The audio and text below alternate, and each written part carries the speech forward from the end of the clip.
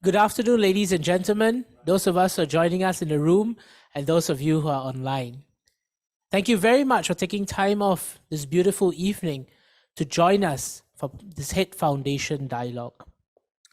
Today, we're very happy to present to you a dialogue that we have had the honor of organizing in partnership with the Asia Europe Foundation.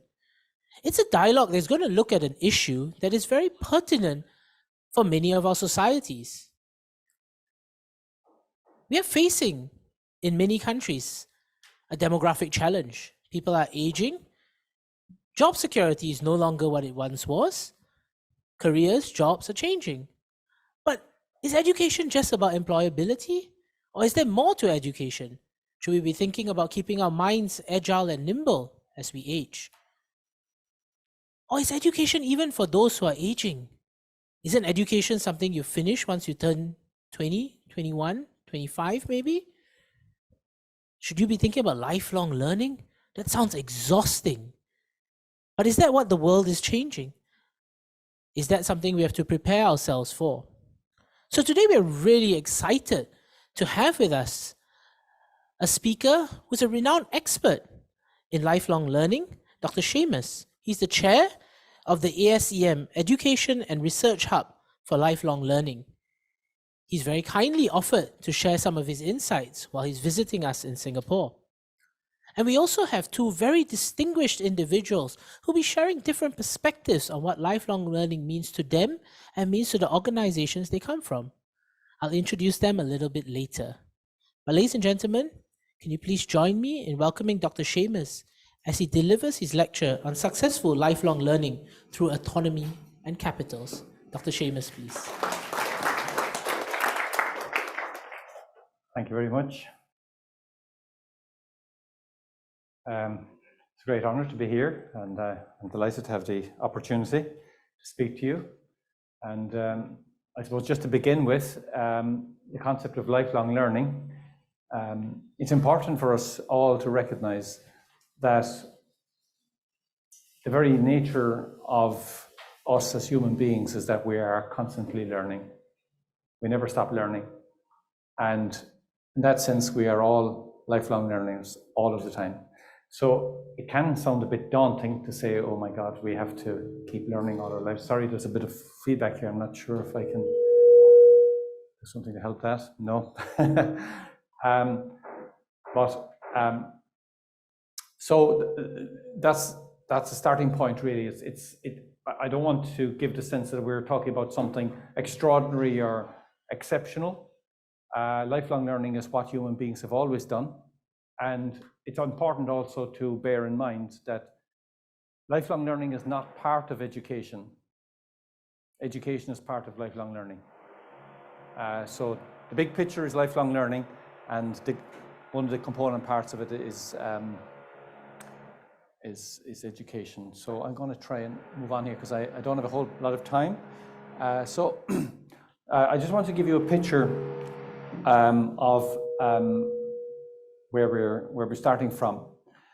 And this fairly basic diagram is kind of give you an idea of what I want to talk about. And right at the middle is reflexive modernity. And what I mean by reflexive modernity, I mean that everyone here in the room, and increasingly so, I think, as we go down the age profile, has an identity portfolio. There are things which we identify about ourselves that are key or important aspects of who we are and how we understand ourselves. So that could be you're a vegetarian, could mean you're a Singaporean, it could mean that you're interested in ballroom dancing, it could be that you're a climate activist. I don't know what it is, but there's a whole lot of things that we include in defining who we are. And it's an important aspect of contemporary life. And it's increasingly important with younger people, this whole idea of having a portfolio and so on and so forth. So if we're talking about lifelong learning, we have to respect that people are constantly working on their identity and that things around their identities are important. So if we say we want to put the learner at the center, which we should be doing, then we're talking about a diversity of learners, and all these learners have different aspirations and different perspectives on who they are and who they should be. Although myself and my colleague here in the front row are almost dressed in the same shirt, it's not exactly the same. There's a little bit different, as we discovered, quite similar, but not exactly the same. There's no two people in the room dressed exactly the same. And even if this was a group of students in a secondary school who are wearing uniforms, they wouldn't all be dressed exactly the same either. There would be subtle differences, subtle statements about who they are and what they are. And then in relation to the capitals, what I'm talking about is the capitals I've listed there are seed capital, identity capital, cultural capital, social capital, and human capital. And very often we hear discussions around human capital. But in my view, you can't achieve the human capital unless you've accumulated the other capitals on the way. And I'll start with seed capital. And seed capital is the most basic one. That's the one that gets you into the system to begin with. So you're talking about basic literacy and things like that in terms of giving people a stake in the learning journey. So it's not just the baseline, but it's also their capacity to accumulate additional capital. And if we are serious about nobody being left behind, then the ones who lack the seed capital, the ones who lack the basics, are the most vulnerable and the ones who are most likely to be left behind. So we not only need to create conditions where people can accumulate seed capital, but they can also invest it with some level of assurance that it will continue to accumulate for them and it will bring them to someplace else. And that there's a huge challenge there in terms of mechanisms that we need to create in order to do that. It's interesting, if we look at the educational system, we see that parental education is critically important. And when we hear a lot of policy discussion about where is the best place to place your investment, people would say the best place to place your investment is in kindergarten, youngest age, and then work up. That's the same question of when is the best time to plant a tree? Best time to plant a tree is 20 years ago, but the second best time is now. So a lot of adults, we need to invest in them now, because we didn't do it 20 years ago, we didn't do it 40 years ago. And those adults are critically important as influencers for the younger generation. So unless we invest in adult education, we're not really tackling the problem. We're not really changing the paradigm. And that's particularly important for excluded and vulnerable groups, ethnic minorities, migrants, and so on and so forth. So we really need to do that. And I just said the other statistic there about young people with a sole parent whose level of education is a higher degree, were 3 times more likely to go on to third level education. And we've seen that in my university, even where people engage in part-time programs. Even where the parent engages in part-time programs, it has a significant influence in terms of their children, their siblings, and the people around them. Again, I know time is a little bit limited, so I won't go into this in too much detail, but it's important, I suppose, just for you to get a quick snapshot in terms of parents' education being important, and it's a key predictor of people being involved in education. And I just see there right in the middle, you'll see this 90% forgotten. And these are the 90% who are not participating in any kind of formal or informal education. And they are the ones, if we are going to shift the dial, they are the ones we really need to get to. And that's a big, big challenge for us. The next ones down are described there as partially met. What we mean partially met demand, those are people who are already in the system.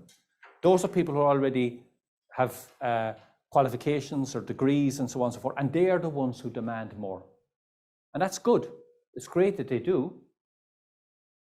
but we need to create scenarios where the ones who are left behind are also demanding. This idea of identity, which I mentioned already, is important, and identity capital is important in terms of who we are. When we want to think about identity, you think about when you were a baby. How did you figure out who you are? You figure out who you are through a process of double contingency. So you're engaged with some caring adult, and your facial expressions are picked up and so on and so forth. And eventually, you discover that you're a separate human being. But the idea of our identity is important for us throughout our lives. And in relation to education and learning, education changes our identity. It changes who we are. You need only just look at, children going to second level education. The difference between the first year starting in and the person finishing. You look at university, the person coming into the university the first day and the person who's there for 2 or 3 years. You can see how they've changed. So that's a really important dimension of what we do. And it's really important when we're talking about autonomy here at the start in terms of people's agency, their capacity to do things, their capacity to contribute to society, to feel themselves as important actors. So that's a critical part of what we do in terms of being involved in the education process.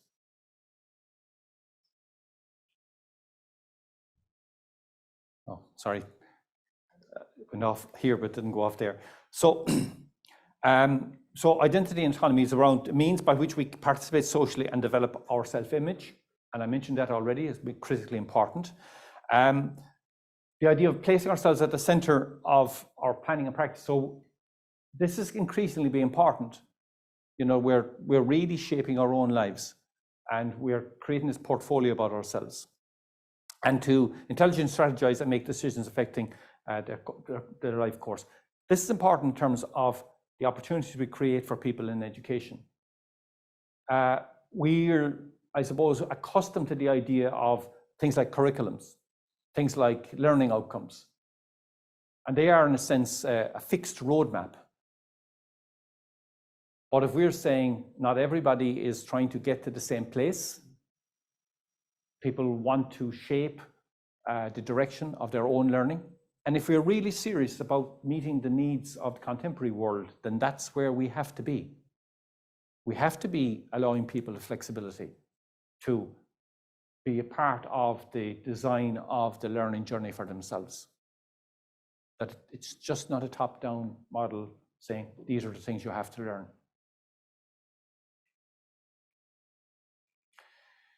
Also in terms of, and I'll skip this one pretty quickly, but I mean, there are some important things that I want to say. The one on the right-hand side, to be happy and healthy people need to be able to make choices for themselves. That applies in the education system as anywhere else. So kind of shoehorning people into situations that don't suit them, that they're not interested in, is not going to make them happy and healthy. It's actually going to undermine their self-esteem and their sense of self-determination and so on. We move on to cultural capital. And so cultural capital is important because, in a sense, this is the capital that we need in order to fully participate in the society in which we're living. Because we need to be able to understand the culture. We need to be able to engage in the culture. There's a tendency very often to undervalue the culture that comes from outside of the dominant group, the dominant culture. So we need to get ourselves past that, to say that all cultures have intrinsic value. And that we should, we need to accept this and we need to acknowledge it. And a place like Singapore is a very good example. It's so multicultural, there's so many different cultures in operation here, that it creates a very rich dynamic, actually.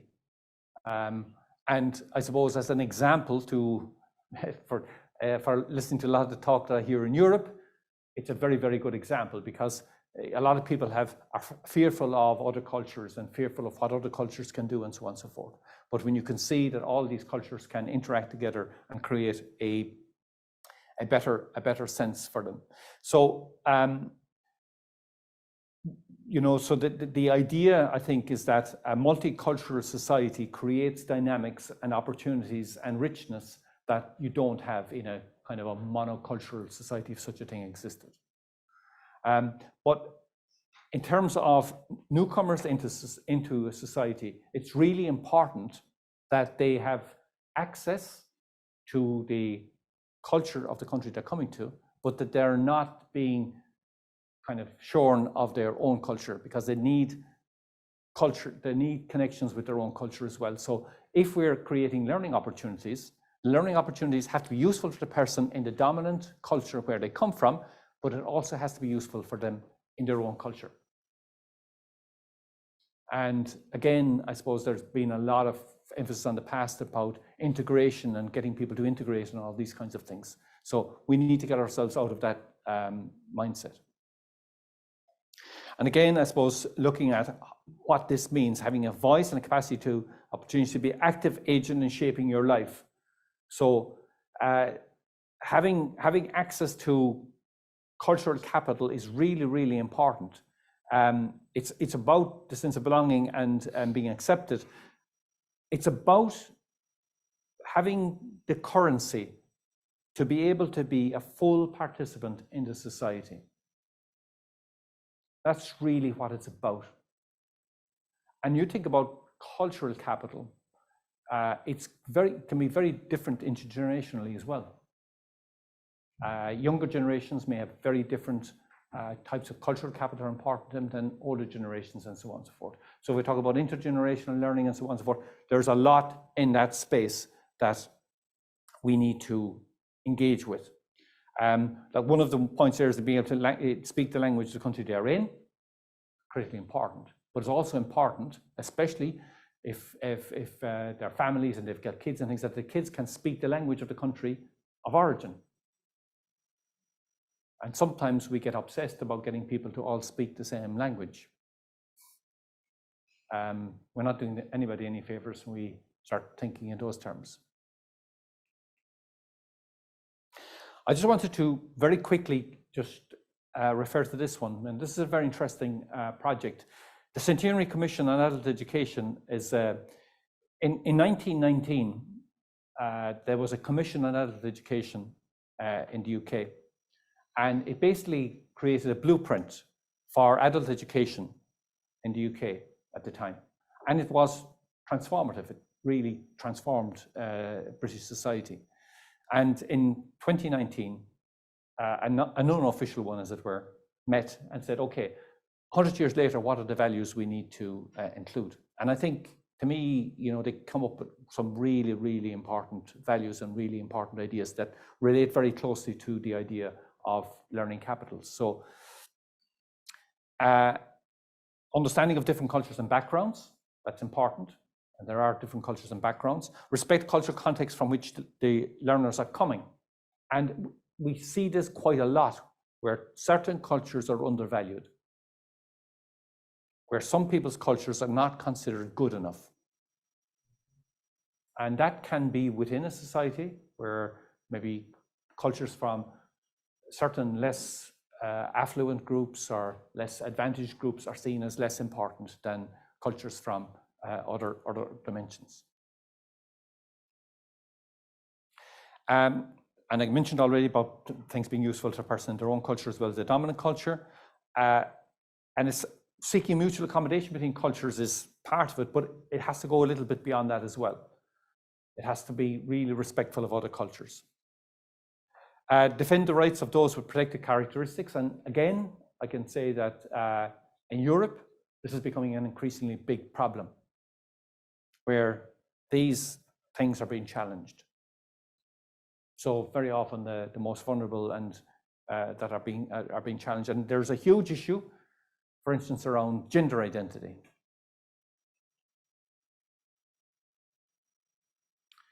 And again, a strong collective understanding that we can withstand the erosion of rights and hostility towards others. And again, this is really, really important.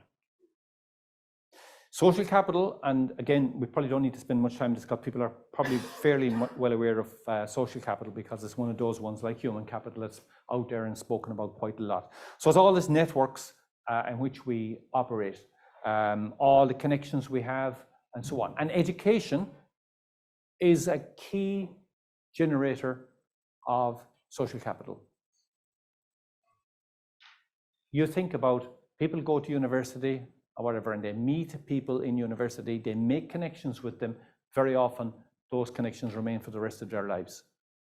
They make connections in terms of opportunities they can create for themselves, doors they can open, jobs that can come their way. All of that emerges in the education system.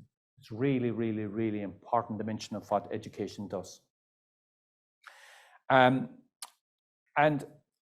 I just wanted to talk a little bit about some of the things, why this is important. And I like this idea from Smickiewicz, what talks about positive structural determinants and negative structural determinants, because there are also negative structural determinants around social media or social capital. And we see a lot of this emerging in social media around the kinds of things like truth denial and all of these hostilities and so on and so forth. So that's a kind of social capital, but it's a very negative one, and it's quite destructive. So it's important for us to try and promote positive social capital. And that's a huge challenge for us in the education system to promote that, to create a more positive dimension. I just wanted to mention two other things very, very quickly. The strength of weak social ties. Weak social ties are the kinds of links and connections we have that aren't, close relatives, close friends, and so on and so forth. But there are connections and people that we know. This is kind of like maybe some of the friends on Facebook or some of the contacts we have in LinkedIn or something like that. There are people out there that we can make connections and links with, but they're not your best friend. You're not going for a meal with them every week or something like that. But for people who come from marginalized groups and disadvantaged groups, from ethnic minorities, from socioeconomically disadvantaged groups, and so on and so forth, they very often don't have the useful, weak social networks that can make a change for them. They can have quite strong social capital within their own society and with their own community, but they don't have the links out. They don't have the bridges to go to the other places. So you could see them like as a little small island. Everybody in the island is all connected with each other and everybody can support each other, but the island can't make any connections to any place else. And education changes that. Once you get into an education system, you create those weak social ties that give you opportunities outside of your group and outside of your place. And the other thing it enables are what we call these hop and skip relationships, hop and skip people. And these are the people who can kind of make an extra jump. So it's not just a one-to-one connection. They can see 5 connections down the way. And there are certain people who have that ability. But even for them, in a close community, they can't make those connections because they have no place to land. But once you create the weak social ties, then they can identify the places they can go to next, and they can create a hop and skip, and they can have significant impacts for the people around them.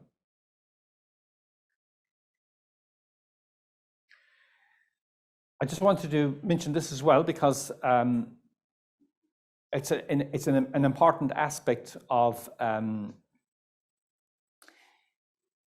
why education helps us in terms of our social capital and on our well-being and so on and so forth. So people who are involved in education tend to have better health.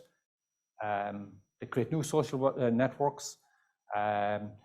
Well-being and motivation to stay engaged and so on and so forth are all key aspects of it. For people at the start of their careers and so on and so forth, it's a stepping stone into society, improving their sense of control over their lives and so on. So this is important in terms of changing the characteristics of people's social capital. And it creates their work and career and gets them actively involved in society and so on and so forth. Some of these things sound kind of not major things, but America, they use the phrase Generation Zero. And when they talk about Generation Zero, they talk about newcomers to America, people who've just arrived. And Generation Zero, social capital, they can have very strong social capital within their own community, their own little networks, but they don't very often have the social capital going across the society that can really significantly change the world for them.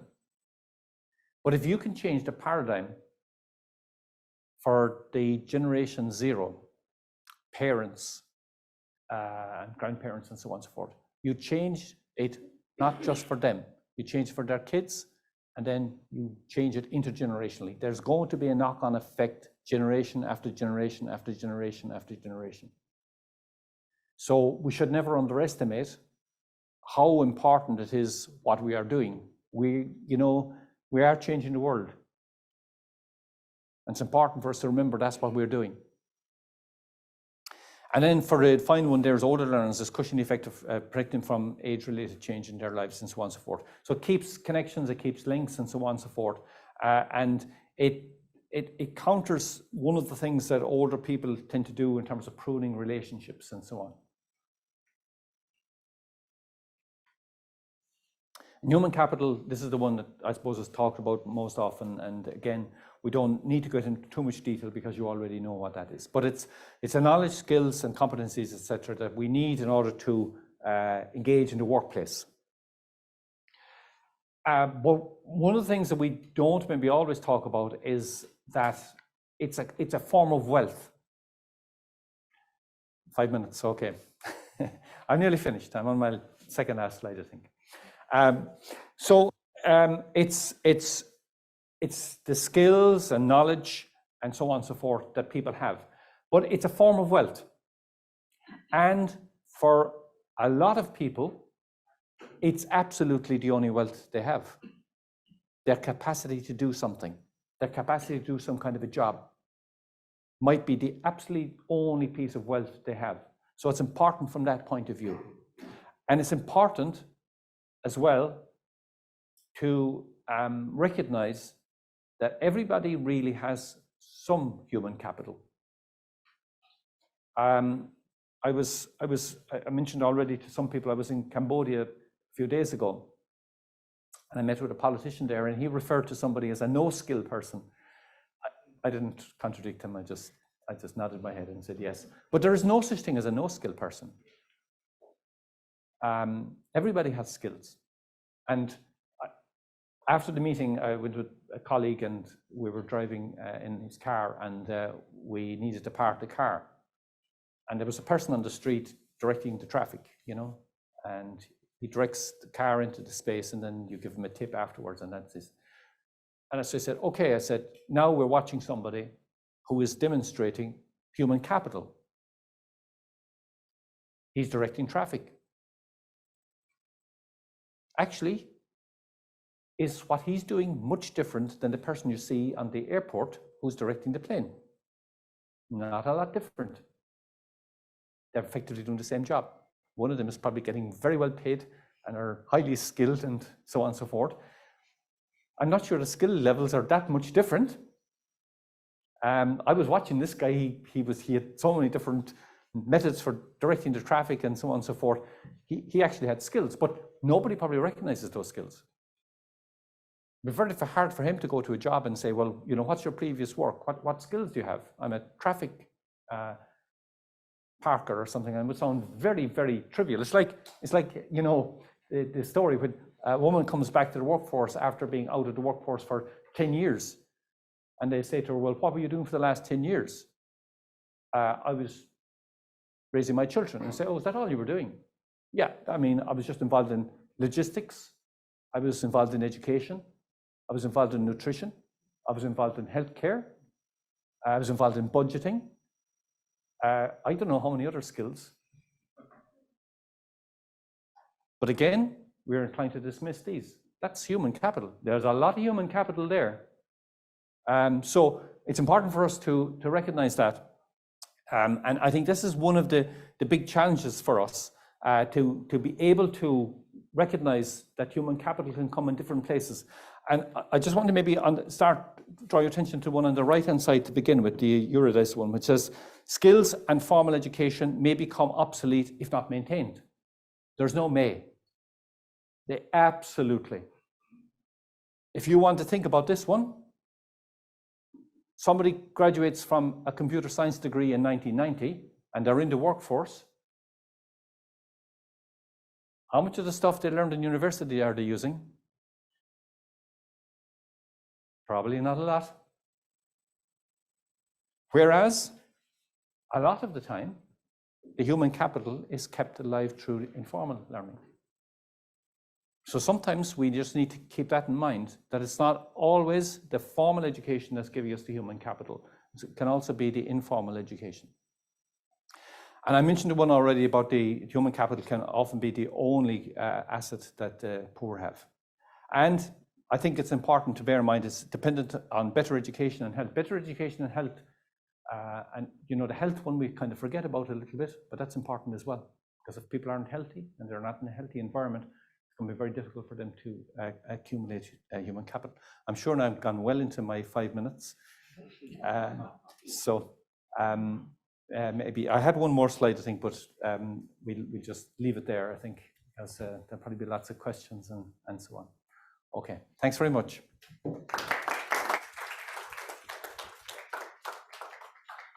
Thank you very much, Dr. Seamus, and thank you for putting today's conversation into a perspective. I think it's good for us to understand the 5 capitals that are necessary as we embark on this journey of lifelong learning. And for some of us in the room who are working in the policy space, what does that mean? And I think today we're very fortunate to have 2 very distinguished individuals to share their perspectives on what lifelong learning looks like in 2 very different settings. We have 2 individuals who come from 2 different institutions, institutions that promote lifelong learning, institutions that provide people with the opportunity to acquire new skills, to keep their minds agile, to educate themselves, to inform themselves. So I'll introduce both our speakers and let them speak for a while to share their perspectives before we move on to a question and answer session. The first speaker that will be sharing his perspectives heads 42 Singapore. I'm not sure how many of you in this room are familiar with 42 Singapore, and I'm sure our speaker, Mr. Koh Chai Soon, will share a lot about the institution and the work that it does.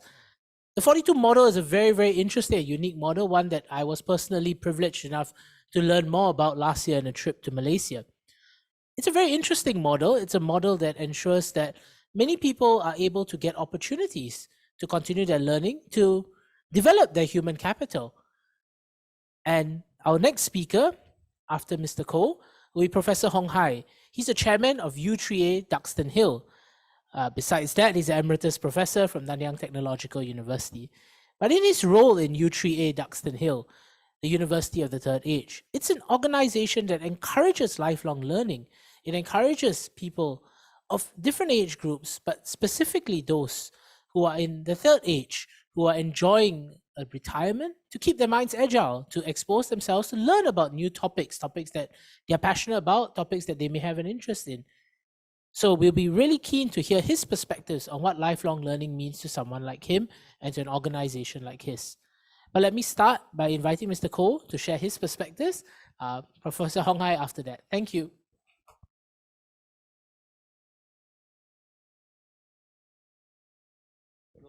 You can use this mic. Hi, thank you. Thanks everyone for coming. Once again, it's a privilege to speak. My name is Chai Soon. I've learned much just now, just sitting there penning down notes. There's a lot that the doctor has shared that is actually what 42 Singapore embodies. And I'll try to draw some examples practically and some relations to that. But to begin with, I'm Chai Soon again. So I'm from Singapore University of Tech and Design. Have you heard of that? Yeah, thank you. And of course, it is not near here. It's the closest place that we refer to is near the airport, right? So doctor is going there soon, visit us. It is in the extreme east of Singapore. Singapore University of Tech and Design is very well known for its partnership with MIT, and that's when it begins. And and it's strong in innovating. It is a small university, but the mission of the university is not to be the biggest. It is trying to be as innovative as possible. So that is where the story begins. So we envision that, and Provost SUTD envisions that lifelong learning should not be boring, should not be just by yourself. You shouldn't be just learning on massive online open course all by yourself. It's good, it's not a bad thing, but you don't have to just be by yourself. There's this social cultural context of learning, which just now Dr. shared, that's equally important. It's not just about the capital in terms of knowledge and skills. Networks are important. So this is where we begin to explore how can we bring in another element or another dimensions of lifelong learning in an innovative way. Is there some sacred cows that we can kill? Is there some box that we can break? Is there, if there's no box, is there something that we can create? So that leads to fast forward to a partnership with 42 network, which is from Paris, and this is the map, and you can see that it is has been growing in the last 10 years, and it has been so and still growing. You'll see in Europe, it begins, so in 2013, that is in Paris. And then it grew to Asia, which you see on the right side, and that is from 2019 and 2021, and then it begins to grow even more. So in Europe, right now, there's 32, 33 campuses. The numbers keep changing even as I speak. The numbers increases, and the numbers, sometimes it decreases by one, sometimes it happens because some campuses decided not to, but overall it's increasing at an exponential rate. So 42 in itself is where we, Singapore University of Tech and Design, begins the partnership with. So 42, what is 42? Remember, the beginning point is trying to see if there's any innovative way of doing lifelong learning. That's the beginning point. 42 is but one of the expressions. There's other things we are doing, but today we are just going to talk about 42. So this is something that just now when Dr. is showing, I get fascinated about seed. I'm just trying to join the dots. I'm learning and applying at the same time, right? So forgive me if I didn't join it too well. For seed, everything needs to begin with a seed. And the seed here is that you're not paying. It's free. And that removes the barrier of people having a not so well financial situations. So this is free. Today, I can appeal to all of you, including Prof. It's free. So this is not just about money, but this is really the spirit of learning. Money shouldn't be an obstacle. Now, as you go on to the right side, you will find that it's inclusive. Largely, there's no degree requirement. Right? There's no prior experience required.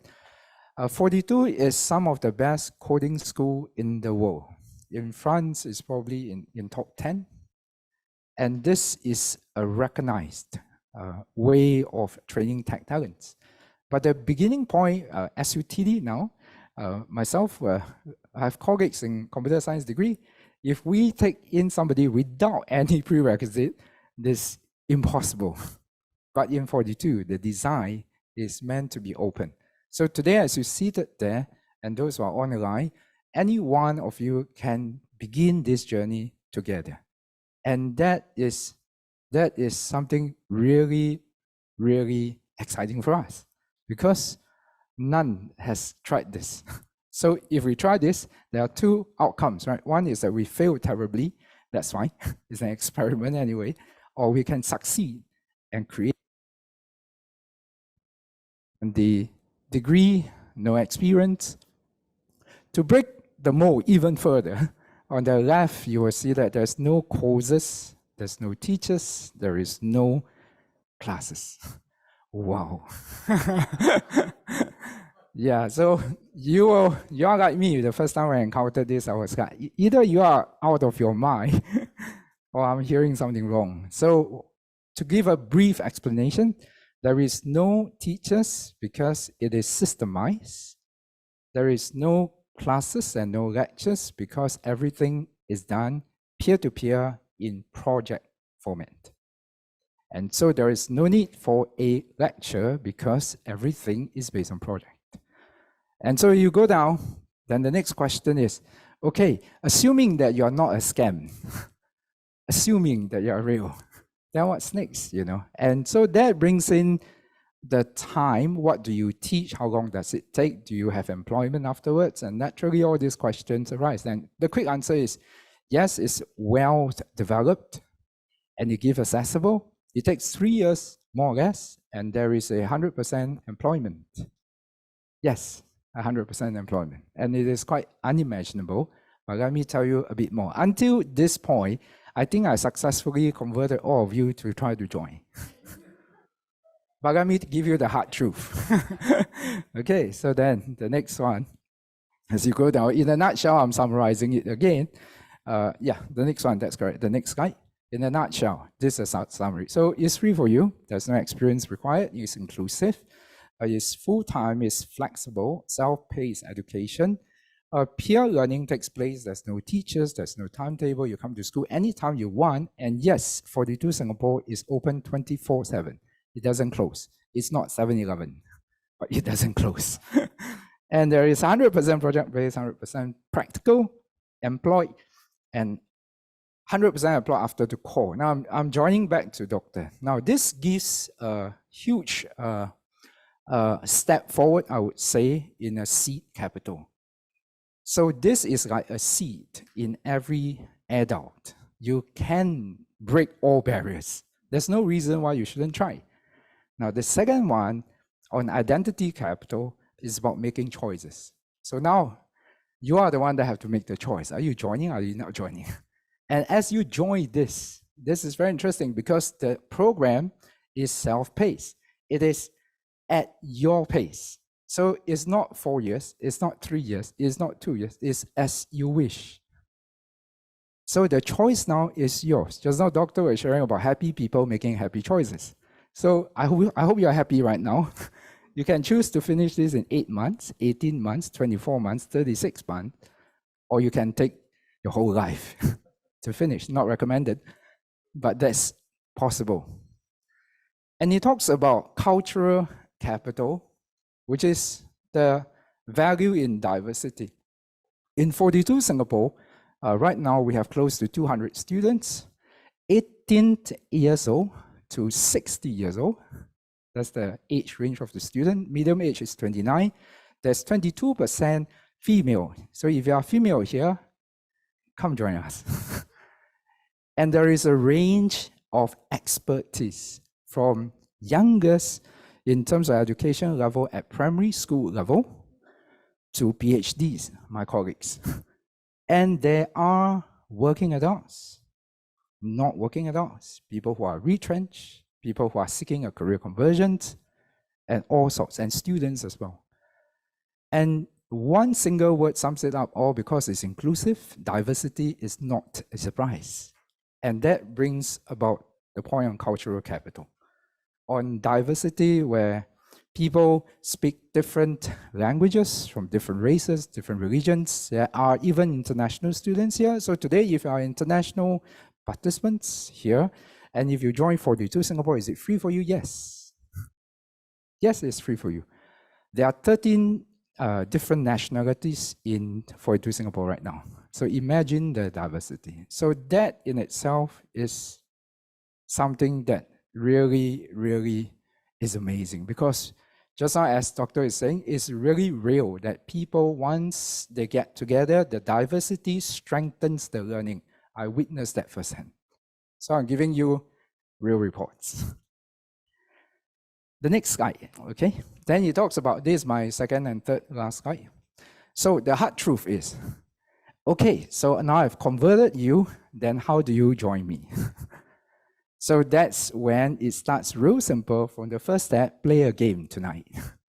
So you can go to the website 42singapore.sg, play the game. This game has no coding in it at all. It's fun. Remember the starting point as we shared? Lifelong learning can be fun. So play a game tonight, have fun.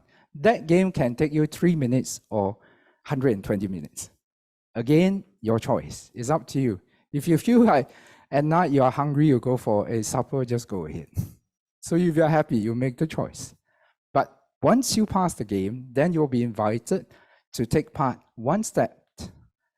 Take a coding challenge, which is 26 days of coding challenge. So there's the hard truth, because it is tough. That 26 days is meant to test the perseverance, is really to test you. But in that 26 days, I'm putting out my notes again on social capital. In that 26 days, it is a gathering of all the people in person. It is not a massive online learning course where you learn it at home, but 42 brings you together. Imagine, and when we bring people together, we bring 150 people together at one time. And for 26 days, you will develop the right networks. There's no question about that. And that is in person, it's not social media, it's not online learning. And the whole spirit behind it is fun, interactive, getting together, learn together. So it's positive. It's not a negative. It is positive. And finally, if you passed it, you'll be invited to join the core curriculum, which is step 3. That takes you 12 months. Sometime, as I said, you might go longer, 18 months, so it is. And finally, step 4 is then you're going to be placed into employment. 42 is huge worldwide. The number of employers are huge. All the big names that you can imagine. From Oracle to TikTok to SAP to ByteDance to, it's just going on and on and on. Those are big names. And finally, on step number 3 and 4, that is meant to develop your human capital. Whatever human capital you already have, as you come in 42, it will be developed further in the specific area of coding, where skills and knowledge will rise. And then you deploy it in your work, and hopefully that gives you meaning, more than just earning money. But eventually, we hope people continue to do good with their coding skills. And finally, lifelong learning, as you see the arrow that goes down there, you can go on and stay in 42 forever and for free. It is true. You can forever and for free. My second last slide. These are the jobs. You can click it, so it goes bling. It came on all at the same time. Nope, it's not moving. It's okay. And then the next slide. Partners. We'll stay for 3 seconds for you to have a look. 1, 2, 3, and next. We started. Of course, Minister of Education was there to launch it. And then finally, I'm quoting the experts, placing the learner at the center and granting them greater autonomy over their own learning choices makes sense. And 42 Singapore, hopefully, is a manifestation of that. Thank you.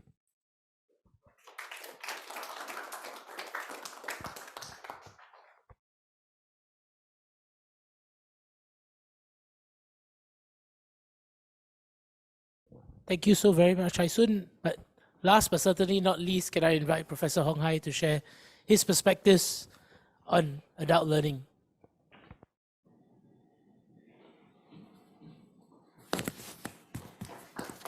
Thank you. Well, it is my pleasure to deliver dessert, which is going to be short and sweet. I don't know how many of you have heard of the University of the Third Age. How many of you have heard of U3A? Oh, very few. Oh, so it's a good thing that I'm here to tell you about U3A.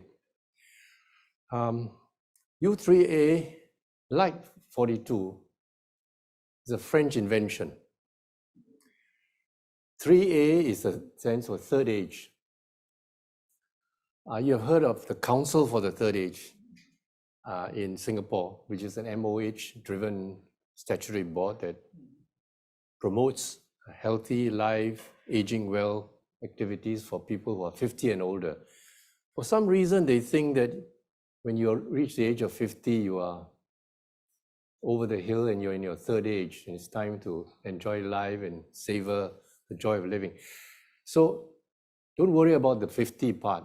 I think it's the French were wrong when they said that your third age begins at 50. As far as I'm concerned, the third age begins at 80. But having said that, French were very innovative in thinking of this university of third age. Basically, the idea is that there are many professors and professionals who have a lot of expertise.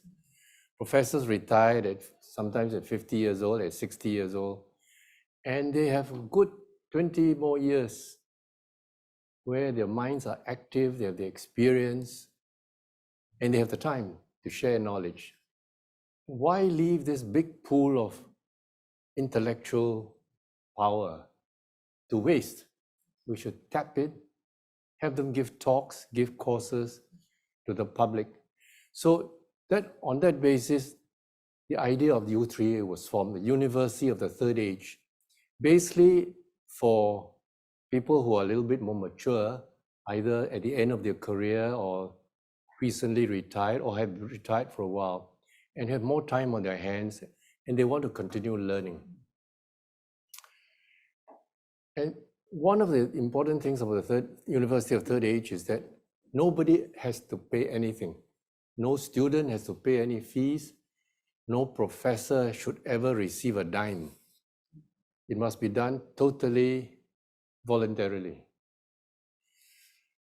The University of Third Age began in the 1970s in Paris. It caught on even across the channel in Britain. Today, there are over 1,000 U3As in the UK. A U3A is just a group of people that has special interest in certain areas of knowledge, and they form their own group, their own mailing list, and they hold talks and lectures every so often. There are over 1,000 in the UK, and in London alone, there are over 50 U3As scattered all over London. London is about twice the population of Singapore. Sadly, in Singapore, there are only 2 U3As. First was started by Mr. Thomas Kwan some years ago, focuses more on social interaction and mutual learning.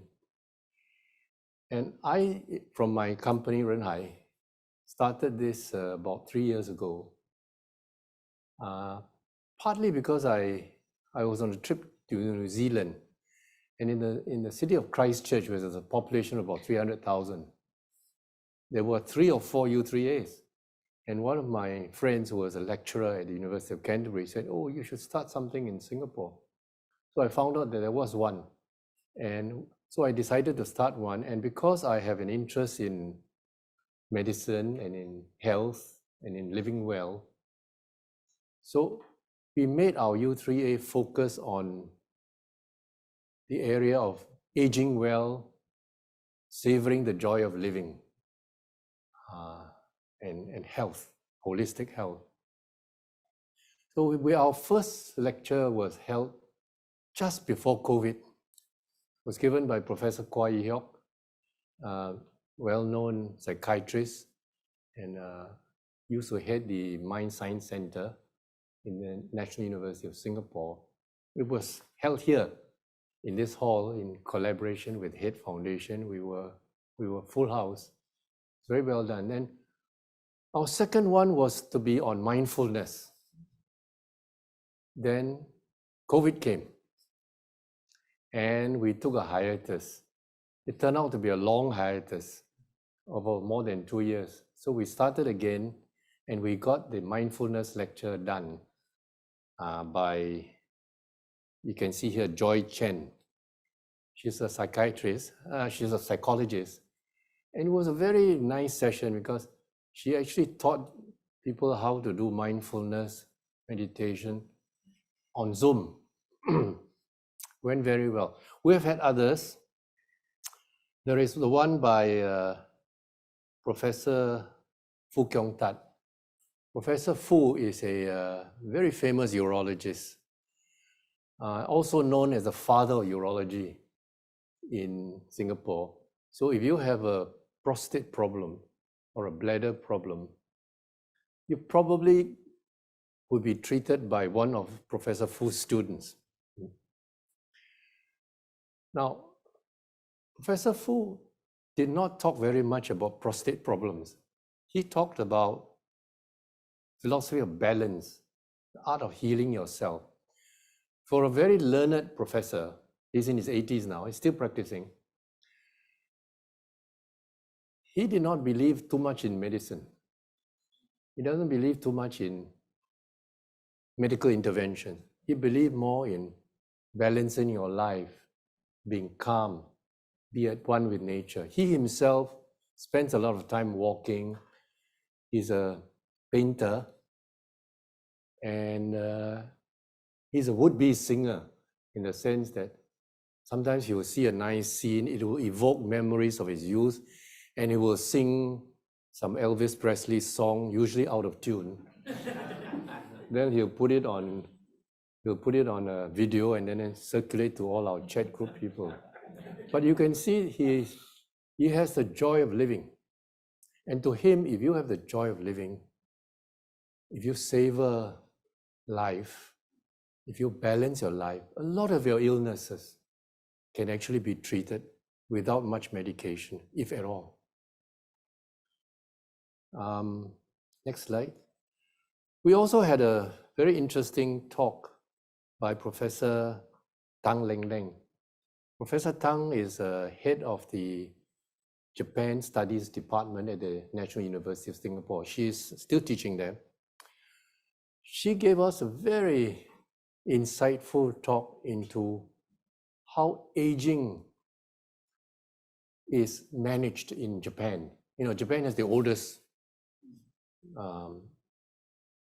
population in the world, and they have long experience in dealing with coping with aging. It was very interesting, and she actually followed up with a second lecture on how to plan your funeral, planning your death. And this is done in Japan. It's done, there's no big scary or pantang about these things. They say, okay, you know, I'm going to die probably within the next 5 years or more. And they sit down and say, okay, this is the kind of coffin I would like. These are the songs I would like you to sing in my funeral. You know, so they take death as a very natural part of living. And by the time death is closed, they are very at peace because they know all the funeral arrangements are there. The guest list has been made up. And they know what song they'll be singing for them. So that lecture to me was very eye-opening. That this is the way you handle aging.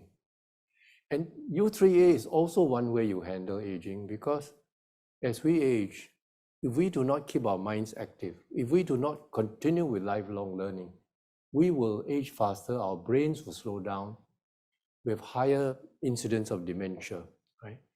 So to me, U3A is a tremendously good idea. You know, French are fantastic for coming up with good ideas, not very good at implementing them.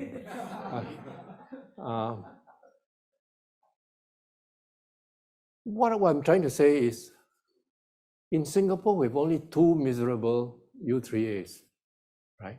We should have 25 of them. So I would like to encourage every one of you here, start a U3A. We don't mind the competition, go ahead. You know, find an area you like. Maybe you like music, arts, music. So you could have U3 on music, and you have lecturers who tell you about Bach, Beethoven, Beatles. Play music, learn to appreciate music, and it could be very, very fun. And if you had one, I would be sure to tune in. Some of you may be interested in geopolitics. What's happening in Gaza, you know, what's happening in Ukraine. Whatever is happening there isn't what you read in the Straits Times. So there could be a U3 on geopolitics, which I think is a very hot subject. Everybody is very interested. What's happening in the world? What's happening between the United States and China? what's happening in Ukraine, you know? Why are the Ukrainians dying by the hundreds of thousands to be slaughtered by the Russians? Why are they doing that? So there are so many areas that we as more mature adults need to be fully engaged in. This is how we can enjoy life. Even if you have to share the miseries of the Gazans or the Ukrainians, it gives depth to your soul to share in the suffering, to understand the predicament of these people, and also to understand the Israelis, where they're coming from, why are they fighting as if there was no tomorrow. So I encourage all of you, please, to start a U3A in your area. I hope by the end of 2024, there will be 20 U3As in Singapore. Just a little note, there was one U3A talk in U3A Duxton Hill done by Professor Tan Tin Wee. He's a very interesting guy. He lost his wife some years ago to cancer, and he had so much pain, but he learned to take care of his dying wife. He learned to be a caregiver. But as fortune would have it, his two parents came down with dementia, Alzheimer's, both of them. And he had to learn how to look after two dementia patients. And I remember listening carefully to his talk. One of the interesting things I learned, and this is not something you would learn from a doctor, I learned that the dementia patient will never think that he has dementia. He'll say, I'm fine. Who says I have dementia? Secondly, if you want to look after a dementia patient, don't think you know all about it just because you're living with one. You actually know very little. You have to take advice and counsel from a professional, because there are this behavior with dementia patients that you cannot understand and that you don't know how to handle. If you try to handle it yourself, you get so frustrated. So this is what I was able to get from a U3A talk. You know, I hope I never have to look after somebody with dementia, or somebody has to look after me as a dementia patient. But should that ever happen, something like that could be very, very enabling, very inspirational. With that, I will leave you to with that little dessert. And if you are interested in, next slide. If you are interested in our U3A, just Google, go on the web at Renhai, renhai.com.sg, and you'll find what we do. But I do encourage all of you, form your group and start a U3A. If you need advice from me, contact me. I'll give you free advice. No strings attached. Okay, thank you very much. Thank you very much, Prof. And can I invite our two other speakers to join us? All right, ladies and gentlemen, I've got some questions coming in from Zoom, but I'll get to those later. Those of you who are joining us online, please do type your questions in the Q&A box on Zoom, and I will ask the questions on your behalf. It'll be great if you could identify yourself, who you are, and if you have a question for a specific member of the panel, please do identify whom you'd like the question to be directed at. But I'll take questions from those of you in the room first. My colleagues are walking around with a couple of microphones, I believe. So if you could just raise your hands and wait for the microphone to come to you. I know we are all really loud, but our friends who are joining us on Zoom won't be able to hear without mic. So ma'am, you have a question? Sorry, I forgot the name, but anyway, I would like to ask on the decision, right, that we made in life. It will sort of affect our destiny. So the choices that we make is very crucial, right? Do you get what I mean? Yeah, of course, the decisions we make are important, but I don't think it means that once you make a decision that you're committed to following that single pathway for the rest of your life. And I think, to be honest, I suppose it's one of the gifts that some people have is the capacity to change their minds and change their direction and do different things. And you know, I remember there was a very famous broadcaster in Ireland, and she was really famous, like everybody knew who this person, and then just one day she said, that's it, I'm giving that all up. And she went off and did something completely different. And I heard her being interviewed 10 years later, and she said, oh, best decision I ever made. So she was prepared to take a huge risk. And I'm sure everybody was advised, saying, oh my God, this is a terrible mistake. You're making a real mistake here. You have a great career and a great future and so on and so forth. But we get one life, get one opportunity. So, you know, I think just because you make a decision at one point in your life doesn't mean you're sucked into that, and you have to keep going in that direction. So, you know, so the decisions you make do point you in a certain way, but not inevitably. Yes, I think life is we're fortunate enough in life that we have the opportunity to sometimes change our minds, and we're not always set in the way. So you have a question that you'd like to ask? Just wait for a mic, sir. I think one is coming. Now I am contemplating whether to join U3A or 42. They are both free. Okay, what I understand from the talks, okay, he has given a very good idea of this, how life should be shaped, okay, lifelong learning, Professor Seamus. Yeah, then you took notes of that and connected your 42 there. I like it, okay.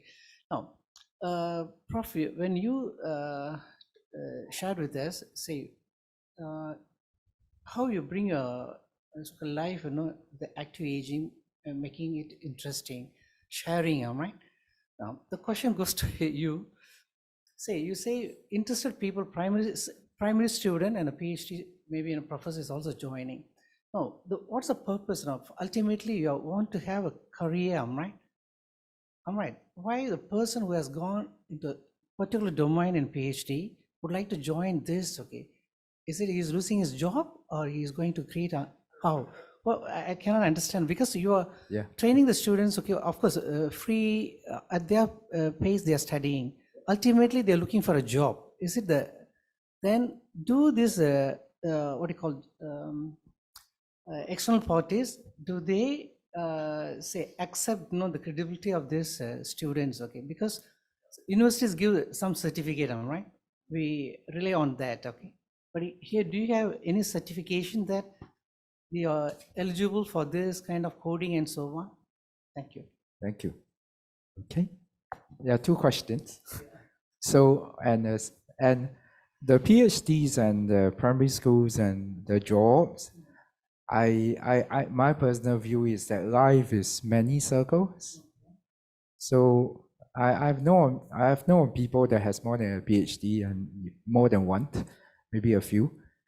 And eventually, I think jobs is a phase of life. But a vocation is something that goes throughout life, if you understand what I mean. So yes, for the lower education strata who is trying to increase the human capital in skills and knowledge, it goes up there. But it's not just a linear upwards, but I see in a circle, sometime maybe like 10 years later or 20 years later, the persons would have said, I made the best choice too.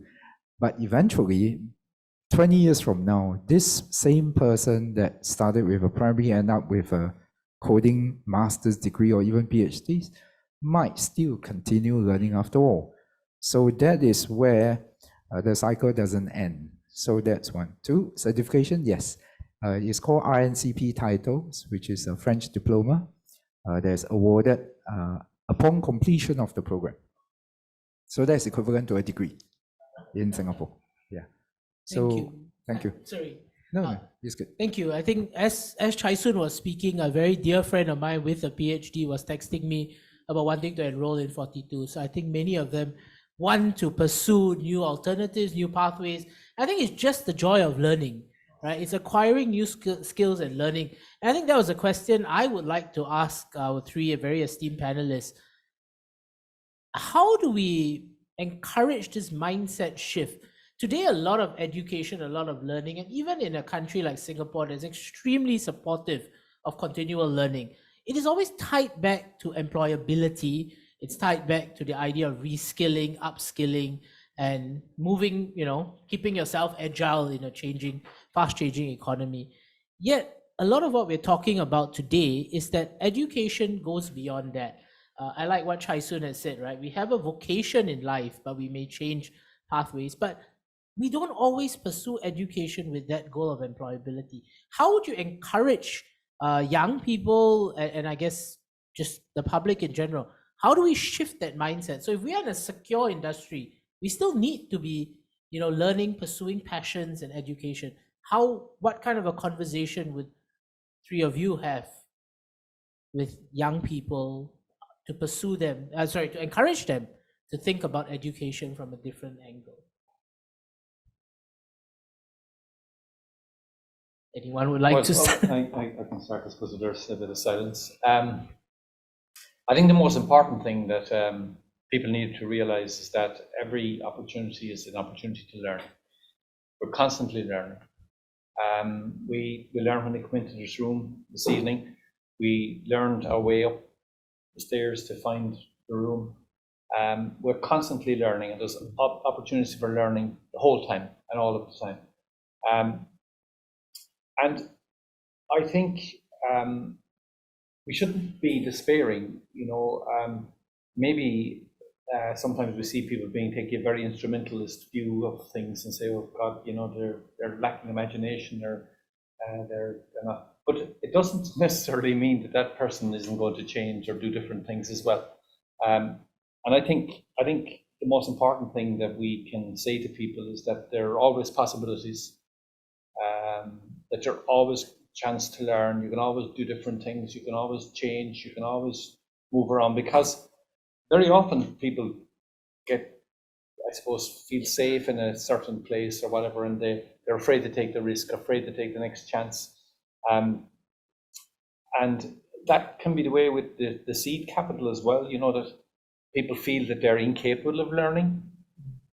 And that there's kind of no place for them to go to. So it's important for us to validate people's learning, to acknowledge, and even saying, "Wow, that's very clever," whatever, but it's really, really good, or whatever, can make a difference.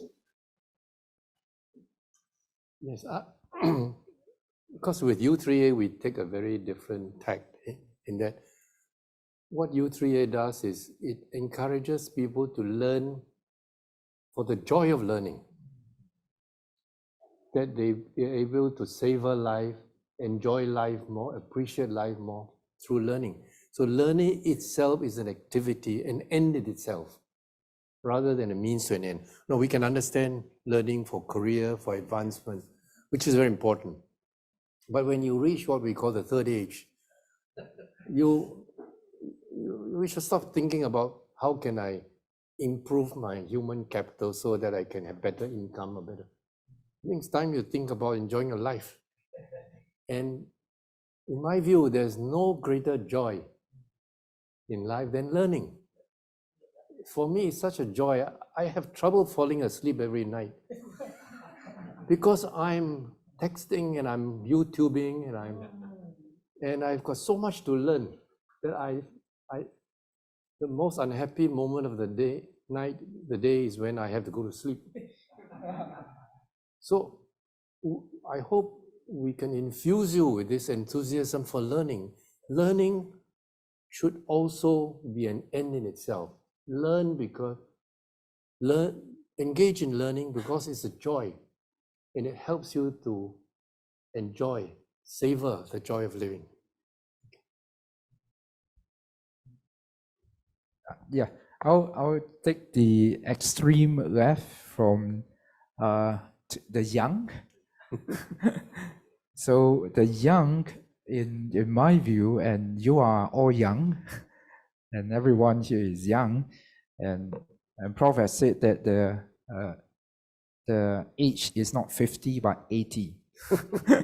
So we are young, and if I tackle that from a perspective of 42 is the word challenged. Every human intrinsically has a fighting spirit. Nobody wants to die. That's how you know. People will fight when they come with their backs against the wall. The first instinct is to find survival, because that's what humans are born and made. So on that, I thrive, and I would challenge on that mindset shift, on the need to thrive, on the need for a challenge, on the born to challenge. So I take that stance to add on to all these great ideas of being opportunities. Learning is in an end in itself, but from the beginning, maybe a form of challenge. So the online audience as well, and the people who are present, I challenge you. I challenge you to try. If you are under the age of 80, try it. Take the online test tonight. Challenge your mind. The online game, by the way, is not a coding game. It's a robot. It is about a robots game. You will totally enjoy it. I take it a few times, and I think I become smarter. It's quite fun, and it keeps your mind active. Thank you. Thank you very much, Chai-Sun. Like Prof, I used to think that sometimes my mind was full of things and sleeping was hard, but then I started a self-taught course on wine varietals. That's helped me sleep a lot better. There's a bit of a so I'll come to you 1 minute. I'll take a question from Zoom. There's a bit of a technical question I'll quickly answer, which is, I think the first part is an age limit for 42 school, and Chai-Sun, correct me if I'm wrong, but there isn't an upper limit. No. 42? Yeah. Beyond 80. Okay, but the second part of the question, maybe you can help answer. We have an audience member joining in from overseas, from the Philippines, and asking what sort of mechanism would it be for someone from overseas to join 42 in Singapore? Yeah, before that, there's a minimum age of 18 to begin with. So no maximum age, but minimum age is 18. Thank you for the question from Philippines. In fact, 3 weeks ago, we just had Philippines friends who flew in to Singapore just to find out about 42. So it's simple, 3 steps. First step, if you are there, take the online game tonight. Same thing, once you pass the game, you'll receive an email invitation to see me in person in Singapore. And that's when people flies down or flew or is coming. And the third is when the PSIN begins, which is next year, the 26th of February, you can come and join us 26 days, and that's as simple as it takes. Step 1, take the game. Step 2, meet me. Step 3, come and take the program, the PSIN, 26 days. Thank you very much, Chai-Sun. I hope many of you will be taking the game tonight. Sir, we have a question from you. We don't have time for too many, so sir, your question, and maybe one last question. Yeah, I'm interested in the U3A. I want to start a group. Would you like to share? Because I went to the website and I clicked the form. It didn't allow me to go through. So yeah, there's a U3A website that says membership. So would you like to tell a bit more for us in the audience? How do you start a U3A? What are the challenges that you face? And how do you keep the group alive? The next question is that because most of you are doctors and professors and all that, we are not. How do we, is it okay to form a U3A? First of all, it's not true that most of us are professors or doctors. The people who teach on U3A, who give lectures, often are professors, but they can also be professionals. But anybody with some expertise can be a lecturer. In fact, we had Jack Sim as one of our lecturers. Jack Sim, is the person who invented the World Toilet Day. He gave one of the most entertaining talks on U3A. If you Google U3A Duxton Hill, you will find us there. U3A Duxton, Duxton Hill, Duxton Hill as in Tanjong Pagar, Duxton Hill. That's our U3A score. Okay, in a nutshell, just start one. What you do is you need a website, you need a mailing list, people to invite, you need a Zoom facility, which you can do on your PC, and you need people who are willing to talk, and you're off. It's very easily done. It takes a while. No, you don't. There is no registration for U3A. There is a body in UK that you can report to that you have started U3A, and they will try to liaise with you to introduce to you activities in the UK. But I registered it and I never got any response to that. So I wouldn't worry too much. Just start. And through your contacts or your mailing list, you will soon gather a group and just start. I would suggest you don't try to be all things to all people. Have an area of focus, and people will know, okay, you are U3A, Istana, no? and people will know that you're interested in that area, and you get your mailing list going. It's very easy to start one. All you need is a computer. There's a computer and a Zoom software. Well, I run a company called Renhai, which is a TCM clinic and courses.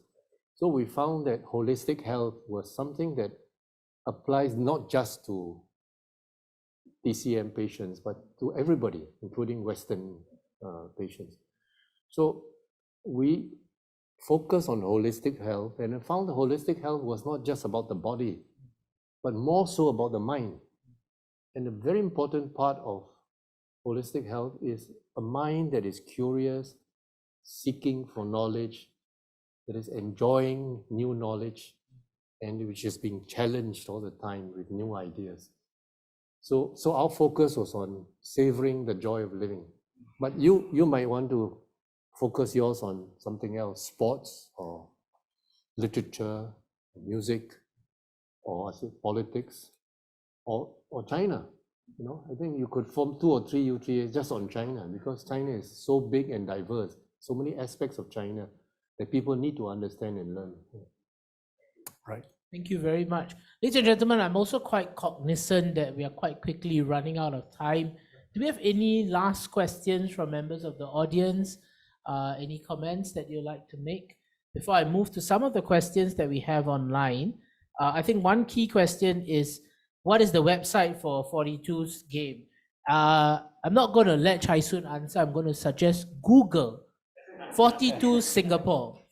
I am very certain you will find the game. It's part of lifelong learning. We have to find the answers. But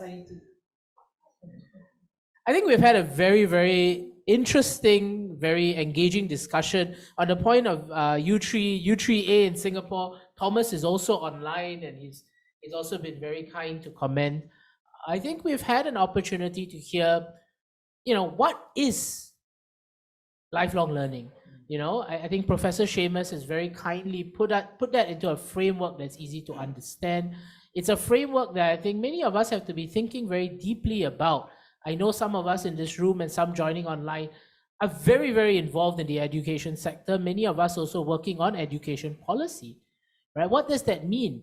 I was very intrigued, I think, by Professor Seamus's point about seed capital. Today, we all agree, those of us working in education, that investment in early childhood is a necessity. But let's be honest, 20 years ago, 30 years ago, we didn't invest as much as we should. And those people today are adults, they are parents, they are employees, they are employers. What are we doing to invest in them, right? We cannot say, okay, early child's important, we didn't do it then. What are we doing now? So as policymakers, what are we thinking about? How do we think about this model of lifelong learning and investing in the individual?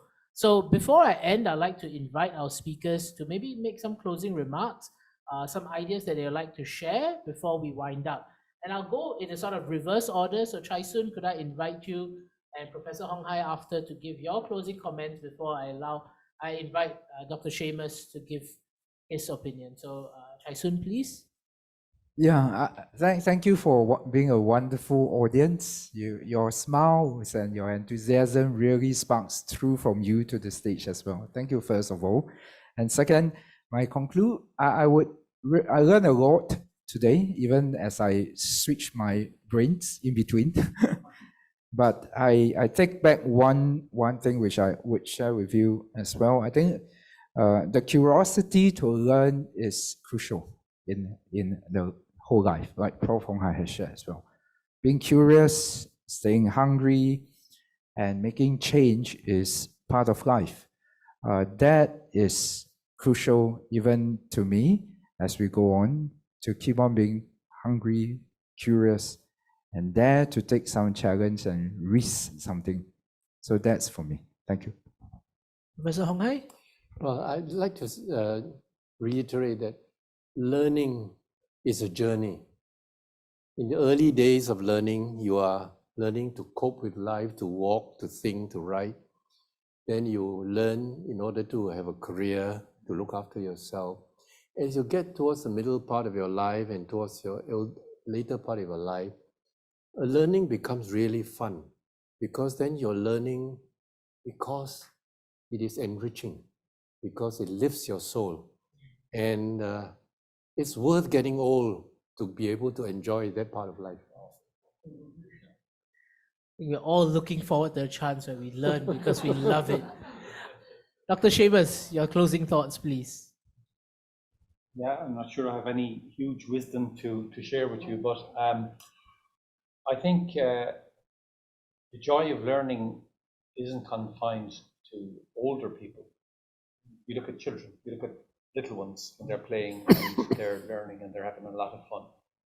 And I think maybe that's a bigger challenge for us to ensure, because I can see in your in 42, it's all about fun as well. And I think, I genuinely think sometimes we think that only the serious, boring stuff is learning. And I think we're kind of backwards in the corner there. We're learning all the time, and when we're having fun, we learn even more. So I think people should be trying to have fun learning right throughout their lives. And I think it's important as well that we are more generous in terms of acknowledging the learning that other people are doing and supporting them in their learning journeys. Because not everybody's starting from the same place. Not everybody has the same privileges and opportunities. So I think we need to be generous in terms of giving people opportunities to learn and acknowledging the learning that they've done. Thank you very much, Dr. Seamus. And ladies and gentlemen, I hope that tonight's session was a fun and enjoyable session in your, in your journey of lifelong learning. So please join me in thanking our three very esteemed panelists for their insight. Well, your journey of lifelong learning with the HEAD Foundation for 2023 has yet to come to an end, because we have one last session for the year. And this is a session that we're going to be hosting on the 29th of November. Same time, we'll have it once again as a hybrid setup. So those of you who would like to join us in person, please do. Some of you are joining us on Zoom who may be able to join us in person. Please come. It's a very interesting session. It's a speaker, a gregarious young man, Jonathan Sim from the National University of Singapore, understanding and overcoming the divide with the Confucian notion of Li. It's a very interesting subject. A subject that I think is very pertinent and relevant to today's world. You know, maybe some of this ancient wisdom will help bring some peace to the conflicts that we see all around us today. So I invite you to join us on the 29th of November. But once again, ladies and gentlemen, thank you very much and good evening.